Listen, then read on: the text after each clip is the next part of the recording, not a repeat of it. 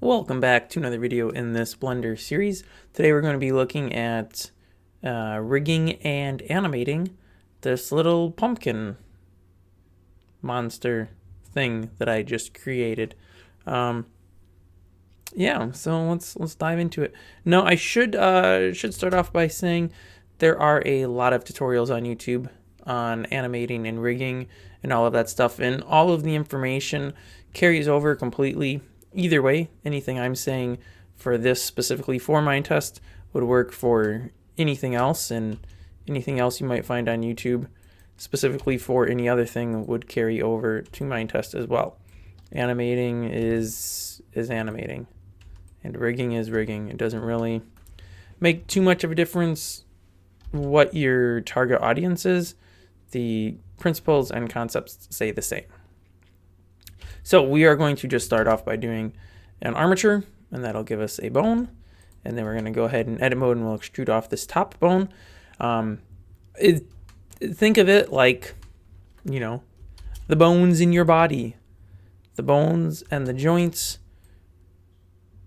pretty much control how you move. So that's what we're going to do here. We're going to put bones in where bones should be, and then joints where things should be able to bend. It's really quite simple. And then, yeah, before you know it, we've got a neat little system set up. Do I want to have feet that are flexible? You know, I think I do. So we're going to go ahead and do this here.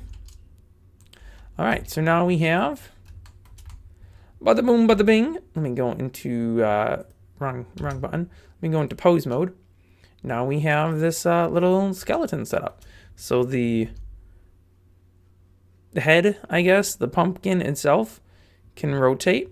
Now, obviously, the stuff's not all set up, and we can have some rotation on the little stem up top, and we can rotate the legs, bend at the knees, the feet can swivel. All fantastic and good. But we do need to make that actually affect the mesh. So we're going to select the two. We are going to set parent to, and we are going to go ahead. Actually, before we do that, let's actually name all of these bones, because that's going to make our life a lot easier in the next step. So we're going to call this stem. Yeah, we'll call this head. And then this is backwards over here. This is actually the right, because the nose would be on, or the face would be on this side. So we will call this R underscore leg underscore 1. And then we'll call the lower one R underscore leg underscore 2. And we will call the foot, if I can select that, the foot, here we go. And we'll just call this R underscore foot. It doesn't really matter the naming system that you use. Like I have leg 1, leg 2, leg 1, leg 2, right and left. I mean, that's pretty common. Oh, that should be left foot. You know, you can use whatever you want. It doesn't really matter. Now, if you are doing something that has symmetry to it, there is a way, and I don't know how to do it because I don't do it, where you can set up the rigging on half of it, and as long as it's named in some fashion that Blender can figure out your difference between right and left. So in this case, I mean, these are all R underscore, meaning it's right. So I could mirror this, and it would just change all of these bones names to left instead of right. But I don't know exactly how that works because, like I said, that's not something I do. So then we're going to parent the two together. Parent the mesh to the bones, I guess.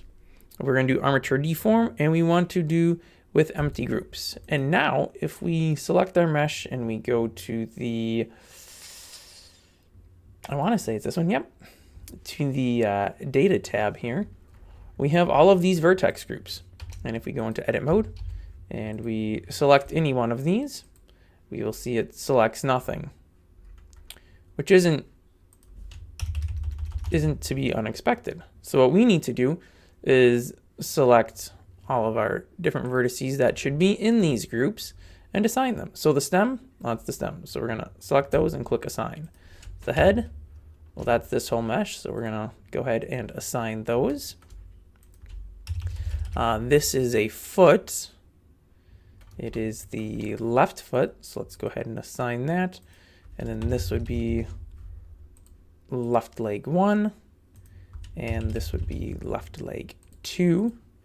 And then of course we would have right leg 1. And we would have right leg 2. Oops. And we will have right foot. So now all of these have been set up. So if we go back into pose mode and select the body, let me actually put this to material preview here. Oh, except now we can't see our bones. So we're gonna go to viewport display and we will select in front. In some software packages, it's called X-ray. I believe in Blender it used to be called X-ray, but for whatever reason it's not anymore. But you know, it is what it is. There we go. We have the pumpkin wiggling. We can do some little wiggles on the stem. You know, the legs move. Wahoo, my legs move. I can run, I can move. Is that what a pumpkin would sound like? Yes, it is. And if I get super lucky, man, am I lucky. I honestly did not even plan this, but the pumpkin can just hide right over the legs. Man, that makes it so much easier. I was actually planning on having the legs bend and everything. I don't think I need to do that. It can just sit there and chill. You know, boop, boop, boop, boop, boop. And then when it wants to move, it just pops up. The legs just sprout right out under it. Yeah, okay. Let's get to animating. But before we do that, let's save my file. I'm going to change subdivisions back to 16 in here because for whatever reason, they don't stay that way. This one I'll put to material preview. Whoa, I don't know what happened there. This one I'll leave it material preview 2, I guess. May as well use a different angle on both. I always like to start at frame 0. You can use whatever start frame you want. It doesn't really matter. I do need my tools, so I can do this. I'm going to have to go side view here. Put this down. All right, so this will be the first frame of the pumpkin resting. So we're just going to go ahead and insert a keyframe for location because that's all it's going to move. I also usually do this with the, is it graph editor? Yes. You can use it with the dope sheet. Doesn't really make any difference, I don't think. But this way you see all of your different keyed values and you can manually manipulate them if you want. Change around the keyframe, is it keyframe types? I forget what the exact, well, I can just split up, see. Interpolation. You can constant linear Bezier and then all these other dynamic and easing and all this fun stuff that you'll probably never use for mobs in Minetest, but you totally could. All right, so that's the pumpkin just chilling there. We'll give that like 5 frames and we'll insert another location. So now we have the pumpkin doing nothing. But then we need to have the pumpkin, you know, sprout his legs, essentially. So we're going to go ahead and do something like that. And now you'll see, I don't know if actually you'll be able to see this because of, oh, there we go, because of compression. This is the animation on the y-axis, which is up and down. Wait a minute. No, it's not. Z is up and down. What? Why is this not to the global axis? Interesting. Well, you can see the first 5 frames, we have nothing. Pumpkin's just there. If we want people to realize that this pumpkin is an entity that can do things, maybe in those first 5 frames we would want to introduce a little rotation a little tick or something. So we'll just put a little wiggle in there, just like so in those first 5 frames. Now this would loop on repeat. So we'll just set it to 5 frames. How do we play? How do we play? I thought it was Alt A. Shift A? Nope. I mean, there is Shift space bar. Okay. That's not the normal animation that I remember, but there we go. We have a little wiggle. A wiggle wiggle. 5 frames of wiggle. All right, that's quite boring. So let's go up. We started at frame 10 for the standing, right? Yep, and we went to 20, so we'll end this at 30. And if we, oh, okay. There we go. We have a pumpkin standing up. I don't know if standing up is really the right term to use there. Now, depending on what you're doing, we have a stand up that lasts 10 seconds. So then we can actually, from 20 to 30, we can pull this back down and make this a sitting down animation.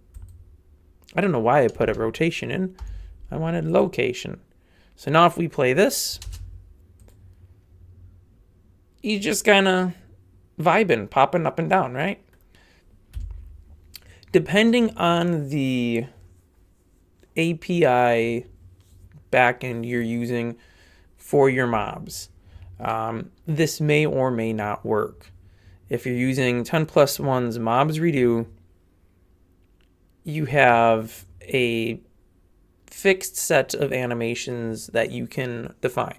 You have an idle, and I think you can do 4 animations of each, I believe. But you have an idle, a walk, a run, an attack, and a die. And I think that's it. Now, if you're using a different API or you're rolling your own, you have a bit more control over your animations. So, for example, if I was making my own API to control this, I could define states for the entity and have it when it's resting, it's just like this. And then when it switches from the resting state to the, living state, I would play this animation. Now it's ready to do things. And then when it goes from the active state back to resting state, I would play this animation. So it goes back to sitting down. Now, if you're using 10+1's mobs redo API, you don't get that availability so much. I think you could kind of hack a lot of it together with do custom callbacks. But for the most part, that is the backend that I use. This wouldn't work for me. What I would rather do is start each of my animation sets at the upright position here. So I would start like this. So I'll go ahead and delete all of the keyframes. There we go. This is what I would start at. And then I would say when I want it to sit down, so I would start with a location here and say I'm going to have an idle, and the idle is going to allow it to sit down. So I'll give it 5 frames. Plop its little butt on the ground. It'll stay down for 10 frames. So we'll insert another location here. And then it's going to go back to its resting position like so. So then with this animation, we would have the pumpkin kind of just hunching down on the ground and then coming back up. It's not elegant. It's not beautiful, but it does work. If you really want all the control, you'll have to use an API that gives you the ability to have all the control or roll your own. But that's really a matter for somebody else, because I am not going to try to record a video on writing an API for mobs. That's a little out of my league at the time. All right, so we got some basics, right? But let's say we want to do some walking, because everybody wants to do walking. It's boring if there's no walking. So there's two ways you can do this. We could rotate this leg piece, say 10 degrees, and then rotate this leg piece, say 10 degrees, and then rotate the foot maybe 5 degrees. Is that lining up? Yeah, I mean, it's hard to tell, but it's kind of lining up to where you would expect it to line up. Okay, cool. And then we could manually do this one. You know, 10 degrees, 10 degrees, 5 degrees. Hey, his legs are bent. Nice. Okay, well, we know we're not going to move the body forwards because that's not how we do things. You don't actually animate the movement, the global transformations. Everything is done locally. So Minetest handles the entity moving. You just need to handle how the entity does the moving. So, you know, it's not vehicle. What's the word? It's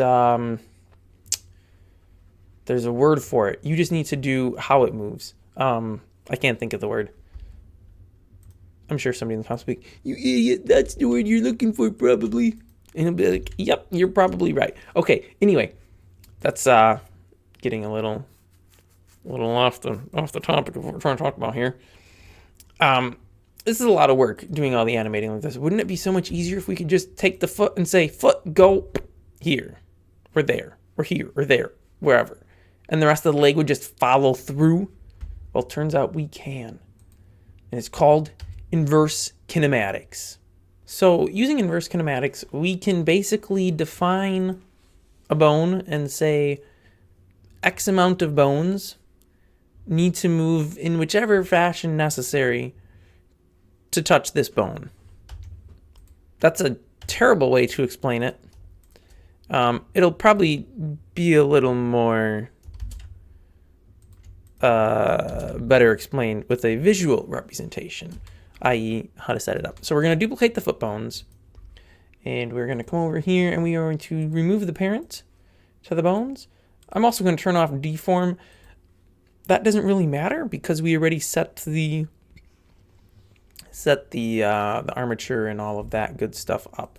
So these are going to be our controls. So I'm just going to call this left foot underscore CTRL. And I will call this one right foot underscore CTRL for control. You know, alt for alternate, del for delete. Yes, we are going that route. Okay. Now, also, I'm going to need to tell these legs that the head is their parent. Actually, let me leave one turned off just so I can show you what happens if you don't do that. It won't be good.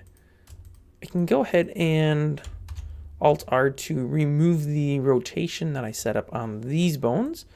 So everything should be back to nothing. We can already see the leg being a child of the head bone. It is now animating with the head, which is dandy.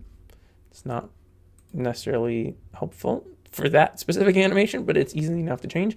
We're going to go ahead and add a bone constraint of inverse kinematics selected onto the foot. That should be the furthest point down in the chain. So the childmost bone, as it were, that this chain should affect. And you'll notice if we grab that bone, we can do some pretty crazy things just off the bat. Not really things that we want to do, though. So let's change that. We're going to go ahead and set a target. We'll use the eyedropper tool here. You don't actually have to. You can just click on here, too, and it's going to show up all of your options. In this case, it's going to be armature, and the bone is going to be left foot control. So now when we move the left foot control, essentially we're doing the same thing we were doing before. Again, not really what we want to do. So we're going to go ahead. I'm going to put it to use tail. That we'll see in a second what it does. What we want to mess around with here is the chain length. So we see we're going to go to a chain length of 3, it makes the head do wonky stuff. We don't want that. So we're going to put it to a chain length of 2. And now it just makes the legs do wonky things, which is what we actually want. Now, getting back to the tail or not tail bit here, on a bone, the small point, this is the head, this is the tail. So if we are using the tail, that means the head of this bone lines up to the tail of this bone. Like so. Also, if we do that, I think I need to change this up to 3. Yes. So we need to change it up to 3. With this, both methods have their pros and cons, I suppose we could say.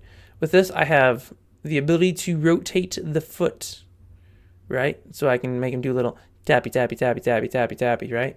I'm getting impatient with this video. She's really boring. It's taking really long tapping my foot because I'm so impatient. If we don't use tail, I'll have to change it back down to 2. We lose the ability to make the foot tappy, tappy like that. Now, there are still ways to do it. But yeah, we lose the ability to right here. Also, you'll notice this poor pumpkin is bending his knee backwards sometimes. Very uncomfortable. Not recommended. But yes, he is doing that. Let's go ahead and set up the same thing here. So we're going to go ahead picking this, not pole target. Bone should be the right foot control. All right. Well, notice that's actually still working, surprisingly enough. I thought it wasn't going to because I didn't have that. Oh, wait, no, this is where it breaks. Aha. So, you'll see if we move the head up and down, the one leg moves, as was previously demonstrated, and the other one doesn't. Now, this becomes, I wouldn't necessarily say an issue, but if you want to just put a little bit of, swaying and bobbing in the head, it's a lot easier if the computer handles all the leg animation for you. But right now, only one leg is having any animation going on. And we don't want that. So this one needs to be changed. So we're going to come back over here, and we're going to give it a parent of the head, pop back into pose mode, and we will see when we move the head, both of the legs, they both move, they both do their thing. We can make him jump, and his toes will point towards the ground because the toes want to be at this point. Once they've exceeded as far as they can reach, they will just keep pointing at it. But yeah, I'm gonna go ahead and clear out the head animation because we need to do a few things here to fix this. I'm gonna go ahead. I don't think these have any animation set to them. No, they don't. So what we need to do is adjust these so that the foot is more or less where it should be and the leg is more or less where it should be. There we go. Beautiful. Now, if we just go ahead and try to do a simple foot movement, we're going to see that the leg bends backwards. Not good. We don't want that. I believe this is fixable by putting some rotation in manually. We'll just do a little 10 degrees and 10 degrees. And I think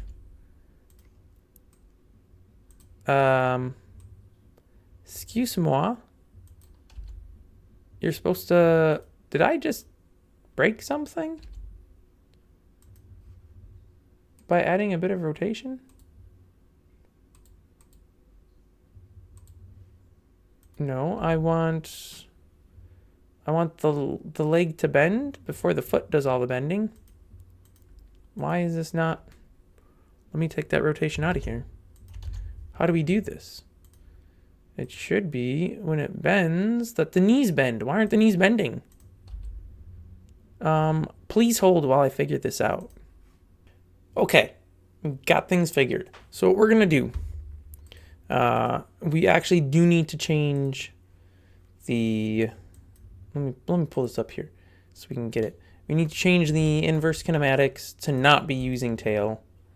And then in this case, the chain length will be 2 because there's 2 bones above it that should be affected.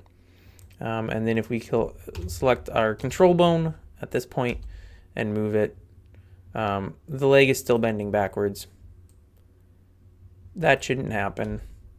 We don't want that to happen. That looks really jank and quite honestly very painful. Here's at least one solution. There's probably others. This is what worked. We're just gonna go ahead and put like, I don't know. Let's try 60 degrees of rotation. Now it's not gonna do anything here because the control bone and the inverse kinematics is keeping it straight. But now the leg bends the correct way. And I mean, I can make it go backwards if I put it up inside of its body. Which, again, very unpleasant, but I can't think of many reasons why you would actually be trying to make it do this. Now, I would like that to actually still do the right way. So can I? Yeah, I can put more. All right, so let's add another 80 degrees of rotation to that. I'm assuming at some point this does become an issue where it actually doesn't work anymore. And will make the leg do really janky things in other situations where it shouldn't. Perchance here would be one. See, like that shouldn't bend that way. Okay, so use that with care, because that's probably not the right way that you should actually be doing this. But I don't know what the right way is. I will fully admit that. We're gonna put this back to there. Okay, so when he squats down, his knees bend in the correct direction. This is good. This is good. Now, unfortunately, the feet are still flat, which we don't really... Well, I shouldn't say they're flat. They're perpendicular to the lower leg. And we want them to rotate. Now, we can manually rotate them as such. But again, why do we do anything manually when we can make the computer do it for us? Here's a fun little trick. So the control bone, the rotation, free real estate. It's free real estate. It doesn't do anything. The location controls the movements of the other bones. But rotation, yeah, that's free, man. That is free real estate. So what we are going to do is select the foot bone here with the inverse kinematics on it. And we're going to add another bone constraint. And we are going to copy the rotation. And the target will be the armature. The bone is going to be the right foot control. So now when we rotate the control bone, the foot rotates with it. Bedinos. And we can do this and say, yeah, we want the foot to actually be kind of rotated out like that. But we still want to have some control over it. So we can make the foot do different things at different angles. Like maybe he's tiptoeing and we want his toes to just be touching the ground because he's trying to be very sneaky, right? So we're going to go ahead and do that. Now, another thing we could do, what am I looking for here? Copy rotation, yeah. Another thing we could do, if we wanted to get all kinds of crazy like, is we could use, where is it here? Is it a track to? I'd have to have another bone for this to track to. I don't know if this actually is going to work. Okay, so it's tracking to the wrong axes, which is kind of jank, but also kind of wild. All right, let's move these screencast keys. Wrong button. Move these screencast keys. I'm actually just going to turn them off for a quick second here. So we can mess around with our tracking direction and maybe eventually get this to track the way we actually want it to track. I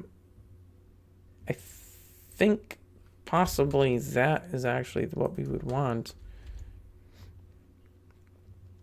It works very poorly because it's expecting the bone to be in a direction that it can point towards. So basically, this is making the foot bone here, the top of the foot bone is always trying to point towards the stem bone. So we'll see as we move the foot around, it's kind of always pointing towards the stem. Now this is a terrible example. You would never really want that I can think of. I mean, obviously you could be doing something really wild and crazy where that would be a desired effect.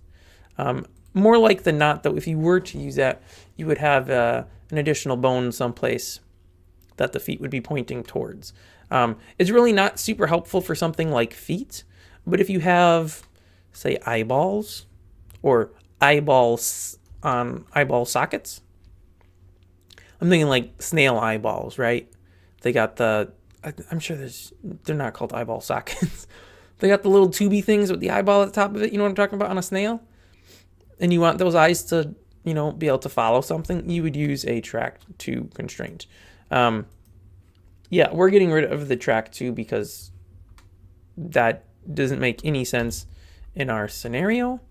And we are going to try and clean this up here.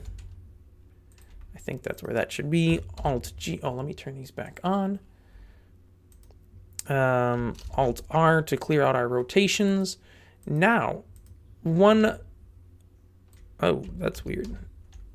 Over and down. There we go. Okay.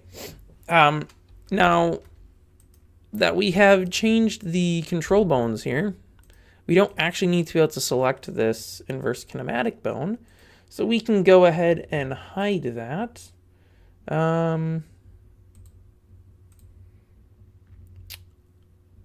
If I could remember how to hide it. How do we hide a bone? Viewport display, hide. Okay, that seems...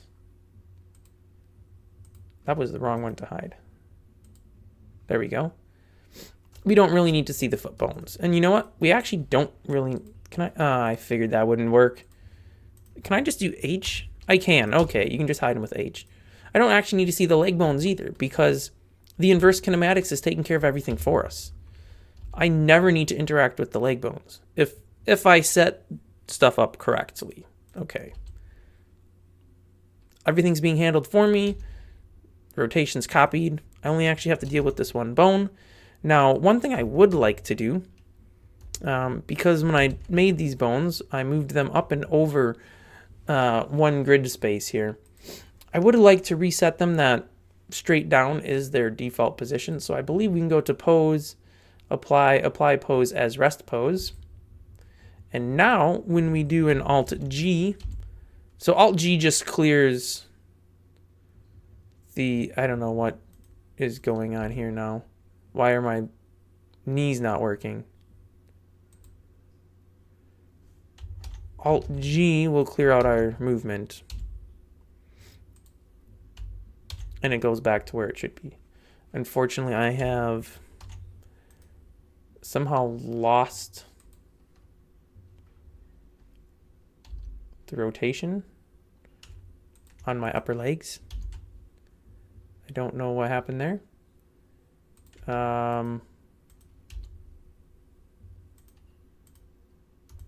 Okay, that was weird.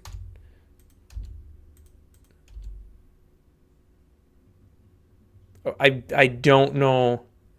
Oh, did I maybe have that selected when I cleared rotation? That's possible. The control bone here is the only one I want. Oops. Now, if I do Alt H, that's going to re-show everything. We can actually come in here to one of these tabs and we can get all of the foot and everything bones. So those should be unhidden. And if we go through the breakdown, the foot should be hidden. Now it's not actually showing me the little,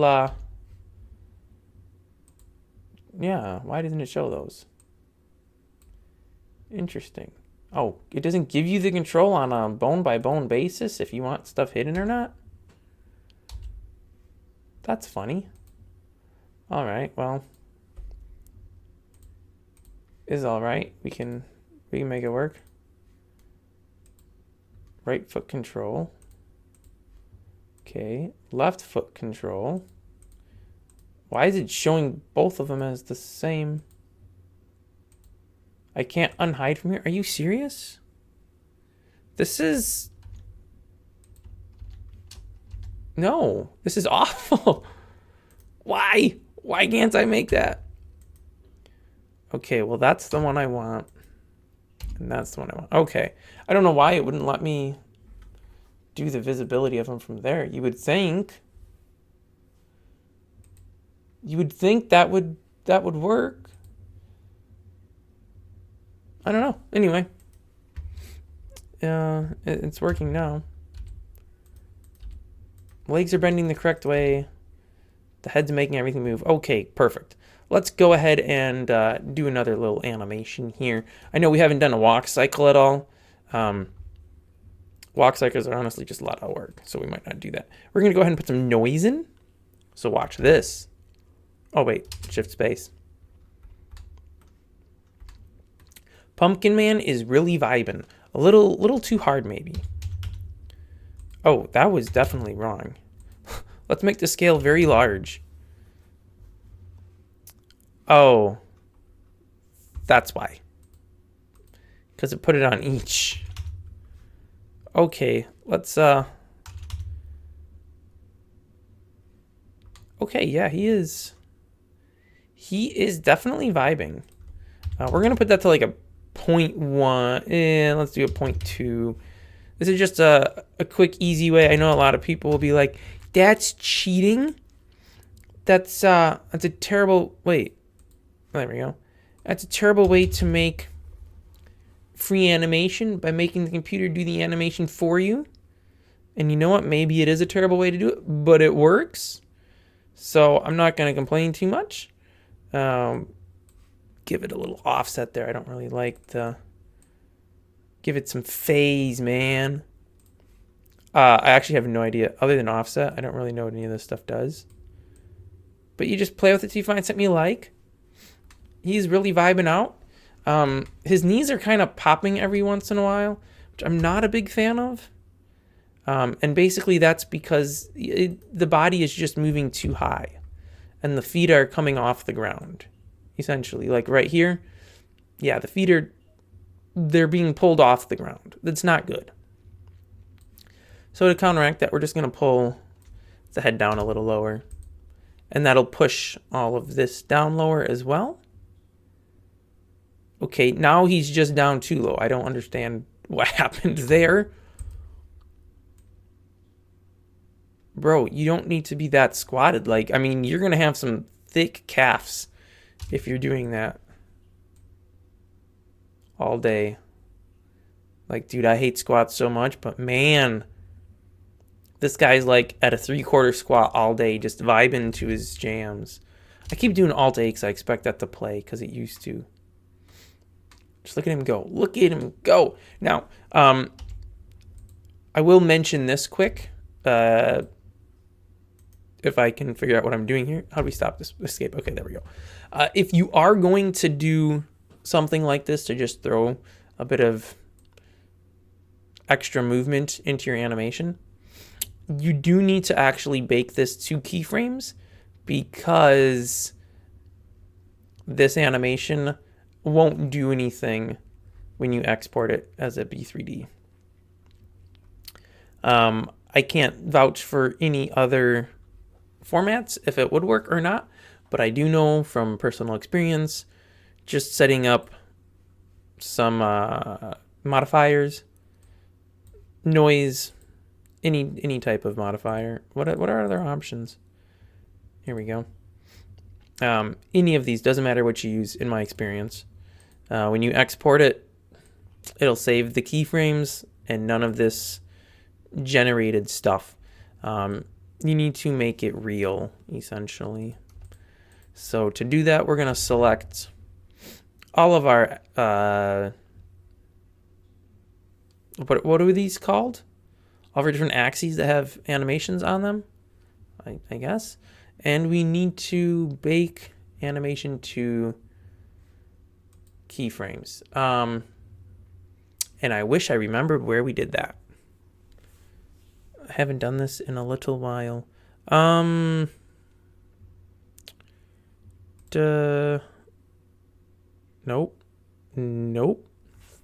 I wonder if I can just do, there we go, channel bake curve. Bake curve. I don't think that actually did it at all. Cause I ain't seeing no keyframes here. Also, it looks like I lost all my keyframes. That's not the one we want. What is it? Unbake curve? Bake sound to F curves? No, I don't want to do I have to do it on a single by single basis? Is there like an apply option? No. Active F curve, active keyframe. Give me a second. I'm going to figure out how to do this. Okay, so it turns out I was kind of half right. Things have just changed since I've done this last. So we do want to select the active channels that we want our animation to be on. I should mention this. There's also restrict frame range. If you're doing this, you probably do want to take note of this, because this is important. It'll mess with things you don't want it to mess with, essentially. So what we're going to do is restrict this influence on all of them to just 20 to 40. So frames 20 to 40 will have this noise on them, but everything after and before will not, which is what we want, because we don't want this little random variation in other sections that don't need it. So we're going to go ahead and select all the channels, and we will search for bake just by using spacebar. Channel bake curve. That is correct. We don't really notice anything changed here, but if I go ahead and delete the noise modifiers off of all of these, we will see that the noise is still there. At this point, if you exported it, I honestly don't know if this would carry over or not. So what we're going to do now is unbake.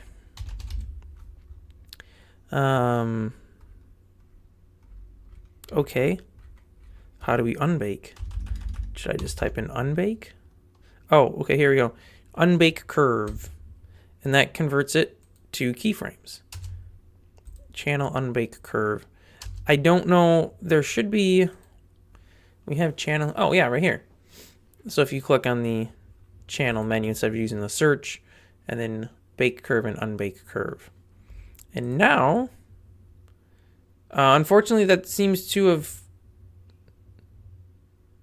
killed my other animation though.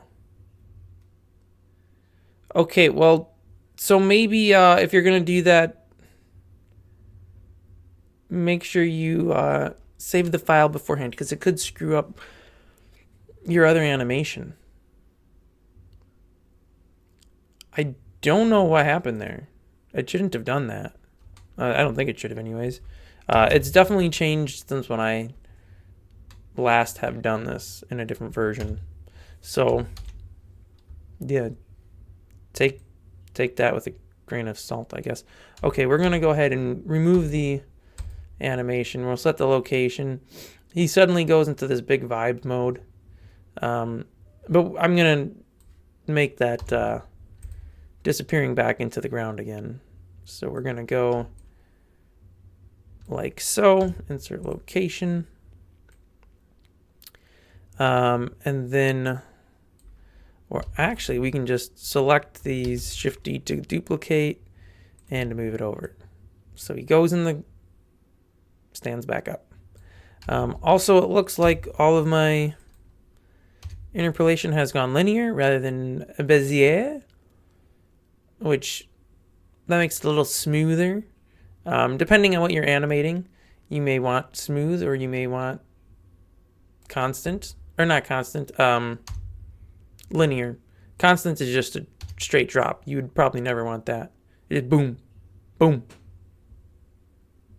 Unless you had a keyframe on every single frame.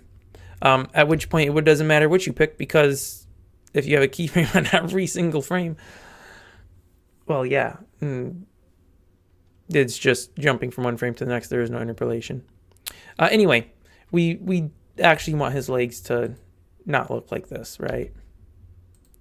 That means I'm gonna have to unhide them, because I can't do anything with these legs if I can't see them. So we need to take these two leg bones. We are going to insert a location at frame 0, and then also at frame 20. And then we're going to go to frame 5, right? Yep. And we are going to move the legs back up inside of the body. And we're going to insert a location there. And then, as before, select them, duplicate them, and move them over to frame 10. Now, all right, that actually pretty much works. The legs stay straight as they disappear up into the body. And then he's vibing.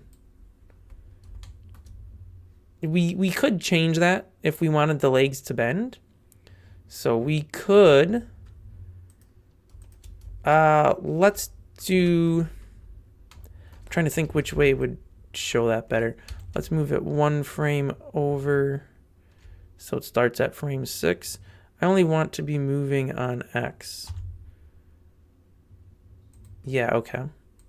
So now, there we go. The legs kind of bend a little bit. Obviously, not enough for it to actually be overly realistic, but you know, it's a little something. It makes it look more possible. Like, okay, yeah, sure, his legs are just bending really hard. There we go. Vibing out, man. Of course, we can also do like the monster mash. I don't know. I just figured, you know, it's getting to that time of year, you know. Gotta have spooky. So we have spooky. But yeah, we can rotate the upper bone here, which then makes all of the lower bones move as well. And surprisingly, oh yeah, okay, there we go. Rotation, because I haven't set any rotation keyframes, I can just mess around with the rotation and the rotation will stay there with whatever I set it to, because I never set a rotation. Whee! Oh, whoa. I meant to rotate here, not down there. There we go. All right, let's clear out the rotation on these two. Alt-R. And that's pretty much it. Obviously, you'd want to put a face on here. I did just show a small, I wouldn't say a mistake, but something to be wary of.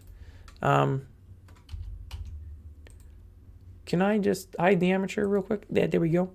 You'll notice the stem, I didn't put a bottom face on because, you know, it's inside the pumpkin. But if I rotate it back, you can see that there's no bottom face on it. So the solution to this issue, what I normally do at least, I shouldn't really say the solution, there are many ways you could fix this, is just extrude it into the body some. In this case, that clearly was not quite enough though, because it's still slightly visible. So in that case, we just have to make sure we don't rotate it more than that many degrees far, whatever that many degrees is. About 45 degrees. So I Alt-R and put this to 45. Yeah, at 45 if you got really close, it might... Oh no, it's like perfect. It actually is perfect. Is it? It is. Yeah. Yeah, it's actually perfect. 45 degrees is the absolute most that can rotate before it becomes evident that it's hollow. And of course, you could put arms on too. You know, you can do anything you want, but you could use inverse kinematics for the arms as well. And then the arms would pretty much do the same thing. So when the head's moving, the hands would stay in place and the rest of the arms would move around to compensate to make everything work. There you have it. If you want to learn how to do a walk cycle, just do a YouTube search, Blender IK walk cycle. Because I'm telling you, there's people that know a lot more about this stuff than I do. And if you want to have really nice looking walk cycles, you don't want to listen to what I have to say, because have you seen the walk cycles on my mobs? They're terrible. They're probably not all that bad, but yeah, I would recommend listening to somebody who has a little more experience doing walk cycles than this rookie. Anyways, that's going to wrap this up. Hopefully this was helpful. I know I didn't go into any of the code aspect of things, of how you actually use these animations within Minetest. I have some other videos on that topic, and I don't think they're outdated. So that information should still be correct.